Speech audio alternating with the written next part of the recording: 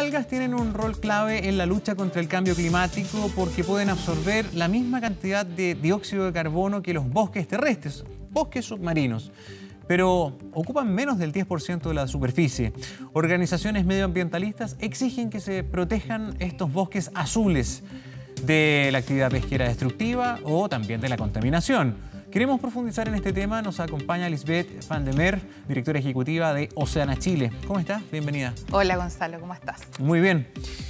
A ver, en primer lugar, para aprender, ¿tenemos que ver los bosques subacuáticos como igual que un bosque terrestre? ¿Es exactamente igual? ¿Cuál es la gran diferencia? Bueno, hay alrededor del mundo 21.000 clases de algas. Son todas distintas y todas tienen una función distinta. En Chile, por ejemplo, nos comemos 5 de ellas.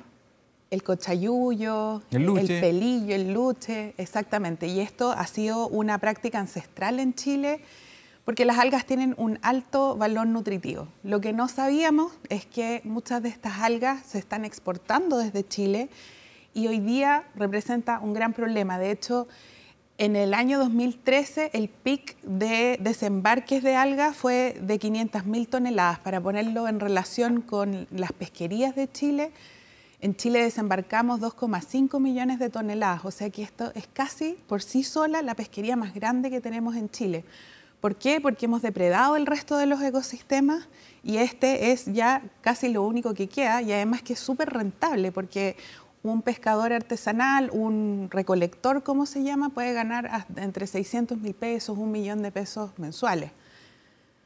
Pero, volviendo a la pregunta inicial, para entender la importancia para nuestro ecosistema, ¿cumplen la misma función que los bosques terrestres? Exactamente, o sea, lo que nos hemos dado cuenta ahora, después de muchos estudios, es que la absorción de CO2 y la oxigenación que le da a los océanos es sumamente grande, es 1.200 gramos por metro cúbico. Entonces, el problema que hay es que cuando tú desforestas, también hay 150 especies más o menos asociadas a cada planta. Claro. Entonces, si tú cortas eso, tú empiezas a deforestar. Nosotros nos empezamos a dar cuenta de esto porque en las áreas muy prístinas donde nosotros trabajamos, está lleno de algas y una gran abundancia de peces de roca. Eso se ve cuando uno bucea. Sí. En cambio, cuando estas especies se deforestan, lo único que hay es un par de jaivas y erizos. Y es porque eso ya lo tendríamos que ver como un ecosistema desertificado totalmente. Sí. La gran causa de la deforestación submarina es la recolección y la exportación, o hay otros factores, porque me da la impresión de que buena parte de la recolección es de lo que se arrastra a la orilla de la playa. Uno ve mucha gente haciendo, ¿verdad?, la colecta de restos de algas, qué sé yo, que se acumulan y que se sacan. Uno podría incluso decir están haciendo un bien porque limpian las playas, en fin. Pero da la impresión de que hay otros factores que son los que provocan la erosión. ¿O la van a capturar? Bueno, ancestralmente en Chile todos estos asentamientos costeros que habían, que recolectaban efectivamente todo lo que arrastraba. Lo que botaba la ola.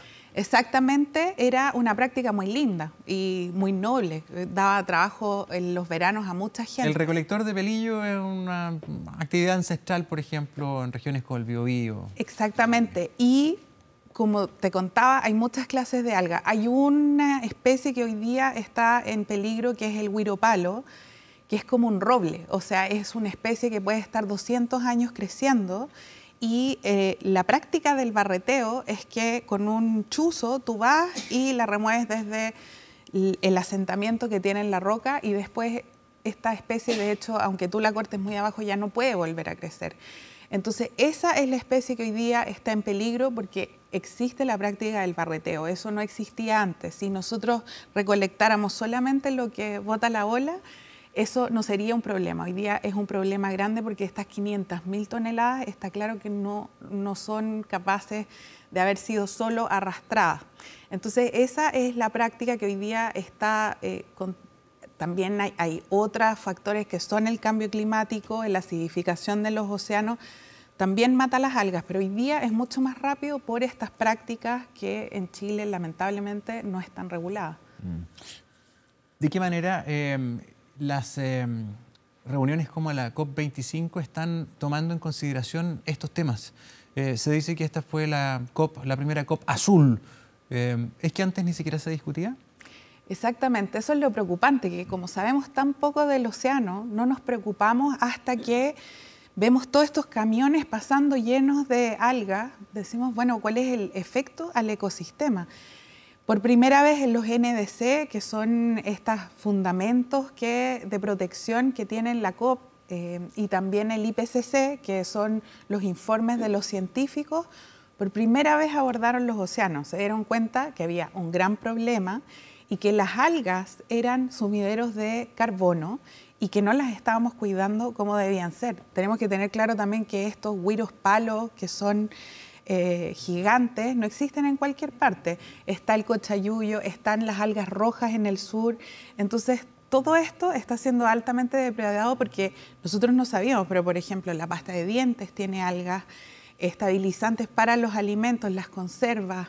Un sinfín de usos se ha prestado para las algas y también, por ejemplo, cremas que venden el retail, que son sumamente caras porque las biomoléculas que tienen las algas son sumamente ricas para el uso farmacéutico también. Ahora, a lo que deberíamos aspirar es a que este tipo de biodiversidad tuviera una protección similar a la que tiene la pesca, o sea, que tuviera cuotas, que tuviera un control, porque necesitamos también comer alga, producir distintos elementos que todo el planeta requiere, digamos, productos, pasta de dientes, en fin. El tema es no arrasar. Exactamente. ¿Hay algún país que haya tomado estas determinaciones, como controlarla? Irlanda lo ha hecho. Ya, Irlanda sí. Y por ejemplo en Chile hay un programa de repoblamientos de algas, pero solo se ha logrado para el pelillo. Ya. Para otras especies como el güiro palo no se ha logrado y eso es lo que se está estudiando, pero hay formas de hacerlo como en parcelación, porque ellas se reproducen por esporas. Entonces, si tú dejas una parcela sin ser intervenida, después esta fecunda la otra y así pues, se puede ir, digamos, cultivando las Cuéntame, algas. ¿y en Irlanda se obliga a las mismas empresas que hacen negocio con las algas que reforesten? Exactamente, hay planes de manejo muy estudiados, la gente tiene muy... El problema hoy día que hay aquí en Chile es que, por ejemplo, las comunas con más cesantía, que son las del extremo norte, lo que se ha visto es que, por ejemplo, cuando baja la minería, tú lo único que necesitas para la recolección son tus manos y tus pies. Hay mucha gente que se va a trabajar en esto, son doble conteo porque tú estás inscrito como recolector, pero también con ese código otras personas podrían ir a reportar lo que extrajeron. Entonces, hay digamos, un vacío en la legislación porque nadie se había dado cuenta de lo importante que era para el resto del ecosistema. O sea, sin las algas no tenemos peces de roca. De hecho, algunos tiburones fijan sus huevos en las cierto algas, tipo de las algas. rayas. Entonces, hay que tener claro de que el manejo por región, porque son distintas las algas, va a ser distinto, pero hay algas que sí se pueden cultivar y hay otras algas que va a tener que ser como protección total, que es el güiro palo, por ejemplo, que hoy día queda muy poco. Pregunta, respecto al rol que tienen las algas y los bosques subacuáticos en la captación de carbono, al ser captadores de dióxido de carbono, también limpian el océano, es decir, la evaporación, la generación de precipitaciones es más limpia. O sea, ¿nos colaboran con todo el ciclo del planeta? Hasta ahora no se ha estudiado, por ejemplo, en Chile, cuánto es esa real absorción. De hecho, se está viendo algunos países que tienen gran producción de algas, como Chile, Perú, para que se puedan comprar incluso bonos azules, como eran los bonos verdes. Hoy día se podrían comprar bonos azules. Lo que se está tratando de hacer es calcular cuánto absorbe cada una. Por ejemplo, la luga roja, que está en la Patagonia, cumple un rol porque al estar esta arriba del agua, hace como sombra y regula la temperatura. El güiro palo es un bosque que también regula la temperatura de otra forma y captura el CO2 y lo mete dentro del océano. O sea, cada una tiene una función distinta. son sumamente interesantes. Cuando nosotros nos metimos en este tema no sabíamos mucho, había muchos científicos en Chile trabajando en esto, en su protección, pero el nivel de conocimiento todavía necesita mucho más para su administración efectiva. Sería bien interesante para Chile poner ahí el interés y los estudios y el apoyo a la investigación científica, porque podría ser incluso una oportunidad no solamente de ser líder en esto, sino que también una oportunidad de negocio. Ya sabemos que en buena parte el gran fracaso del COP25, que no se dirimiera este asunto del mercado del carbono, es precisamente por eso, porque aquí hay un mercado, es un mercado de carbono, es un negocio que se va a abrir muy apetitoso para muchas naciones, especialmente las que tienen superficies cultivables. Para bosques, digamos. Exactamente, o sea, yo creo que aquí Chile tiene una gran oportunidad que podría liderar, sobre todo porque tienen muy buenos científicos estudiando esta materia. Y una costa completa, digamos. Exactamente, y tú tienes que pensar que el kilo de alga seca vale 100 pesos en playa, ese es el precio playa. Cuando se exporta ya vale 1.000 pesos. Y los australianos ya logran $1.500. O sea, nosotros estamos desaprovechando este oro verde, porque nosotros tendríamos que estar procesando la biomolécula y venderlo como biomolécula y no como alga seca. Es nuestro karma, ¿no? Somos exportadores de materia prima. Exactamente, y por eso es tan importante... fundamentalmente, también damos otras cosas, pero... Claro, y yo creo que ahora hay un cambio de paradigma que no llevar el cobre, digamos, entero, sino que procesarlo nosotros mismos. Esta es la lógica. Hoy día en Chile hay capacidad para hacerlo y yo creo que los laboratorios debían estar, por ejemplo, en las mismas comunidades costeras, darles trabajo a las mujeres que están ahí y enseñarles a procesar esta biomolécula y exportarla como tal.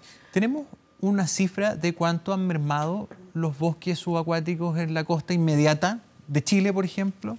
No existen estadísticas y eso es lo que es más preocupante, porque nosotros estamos tratando de identificar estos bosques por imágenes satelitales, por ejemplo.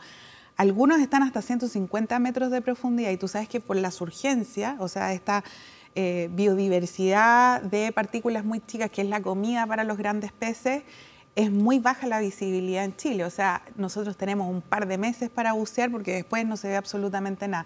Ese mismo problema lo tenemos con las algas porque no la podemos ver desde el espacio.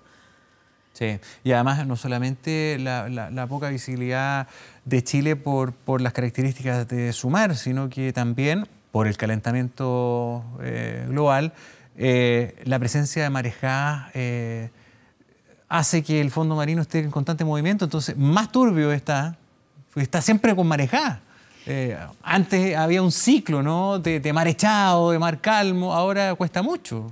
Y yo no sé si te has dado cuenta, pero cuando tú vas a los roqueríos, abajo de los roqueríos hay como unos pelos grandes que le salen, ¿sí?, que son el güiro, y este güiro con las marejadas prevenía la erosión de la roca. Hoy día, como todo eso está depredado, vamos a perder muchos de esos ecosistemas costeros. Tú sabes que la costa es la que tiene menos regulación en Chile.